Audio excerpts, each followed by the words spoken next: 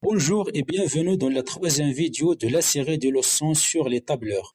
Dans la dernière leçon, on a vu comment éditer les données dans une feuille de calcul. On a travaillé sur l'exemple suivant. Vous voyez très bien, les données sur cette feuille ne sont pas adhérentes. Ainsi, le but de cette vidéo est de vous apprendre à mettre en forme vos données dans une feuille de calcul. Qu'est-ce qu'on entend alors par la mise en forme? Mettre en forme un document signifie améliorer l'apparence du document pour le rendre plus attirant et bien lisible. Pour mettre en forme les données d'une feuille de calcul sous Excel, on utilise dans le ruban les outils de l'onglet Accueil, Groupe Police, les outils de groupe Alignement ou ceux du groupe Nombre. Avant de découvrir ces outils un par un, essayons d'abord de voir les techniques de sélection parce qu'on est obligé de déterminer les cellules en question avant d'utiliser chaque outil. Donc pour sélectionner une cellule, on clique une seule fois dessus. Pour sélectionner un ensemble de cellules contiguës, on clique sur la première cellule et en maintenant le bouton gauche enfoncé, on fait un glissement jusqu'à la dernière cellule et on relâche le bouton. On obtient une zone rectangulaire, on l'appelle plage de cellules. Pour sélectionner plusieurs cellules non contiguës, ça veut dire non adjacentes, il suffit d'activer la première cellule et en gardant la touche contrôle enfoncée, on active les autres cellules. Pour sélectionner toute une colonne, on clique sur sa référence, c'est-à-dire la lettre désignant la colonne. Exemple, pour sélectionner la deuxième colonne, on clique sur la lettre B. Pour sélectionner la quatrième colonne, on clique sur la lettre D, et ainsi de suite. Même chose pour les lignes. On clique cette fois sur le numéro de la ligne à sélectionner. Ainsi, on sélectionne la cinquième ligne, la septième ligne, la huitième ligne, et ainsi de suite. Enfin, pour sélectionner toute la feuille, il suffit de cliquer dans le coin suivant. Maintenant qu'on a vu comment faire la sélection, essayons de mettre en forme notre feuille. On commence par le titre.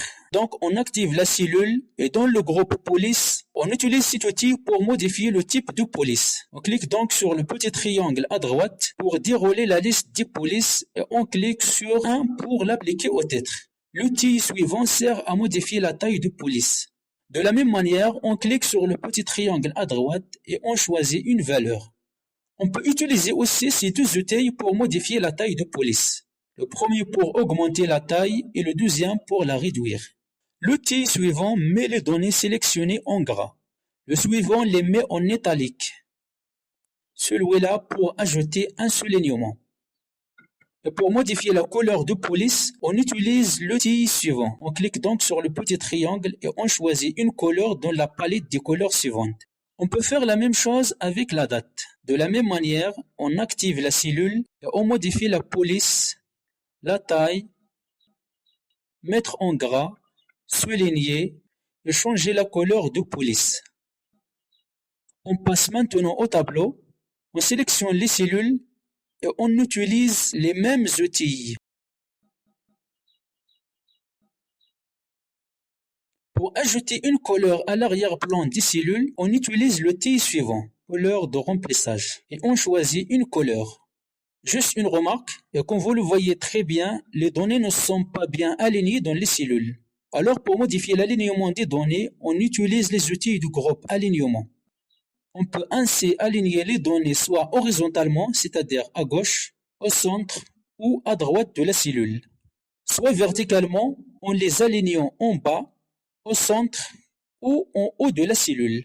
Sur notre exemple, on va essayer de centrer les entités du tableau dans les cellules. On clique donc sur centrer horizontalement et centrer verticalement. On peut aussi modifier l'orientation du texte dans les cellules en utilisant l'outil suivant. On peut par exemple pivoter le texte selon un angle diagonal ou une orientation verticale. Essayons d'appliquer cet outil à la première ligne de notre tableau. On sélectionne donc les cellules en question et on clique sur l'outil orientation. Ensuite, on choisit un type d'orientation, par exemple celui-ci. Lorsqu'une partie de données est cachée ou s'il sort de la cellule, on peut tout simplement modifier la hauteur de la ligne en plaçant le pointeur de la souris entre le numéro de la ligne en question et la ligne suivante et on fait un cliquer-glisser. De la même manière, on peut modifier la largeur d'une colonne en plaçant cette fois le pointeur de la souris entre la colonne à modifier et la colonne suivante. Sous Microsoft Office Excel, toujours au niveau de la mise en forme, on peut également modifier le mode d'affichage de certaines données, surtout les nombres et les valeurs de type date ou heure. On utilise pour cela les outils de groupe nombre.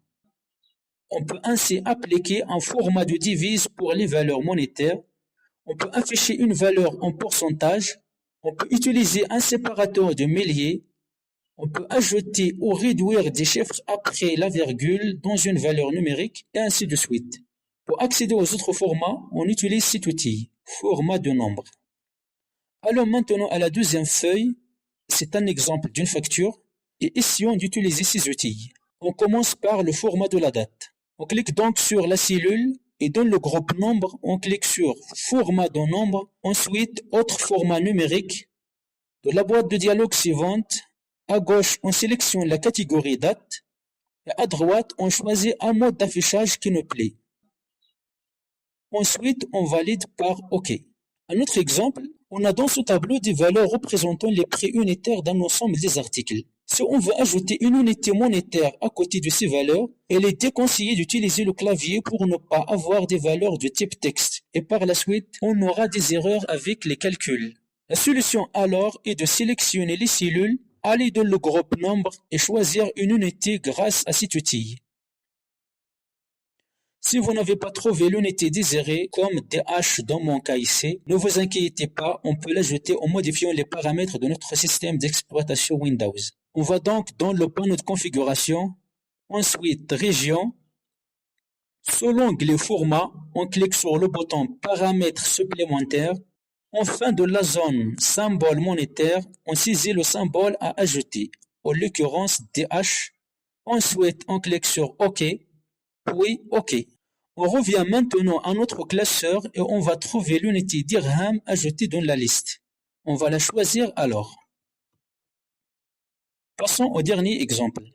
On a ici la valeur du TVA qui est égale à 0,2. Si on veut afficher cette valeur en pourcentage, rien de plus simple.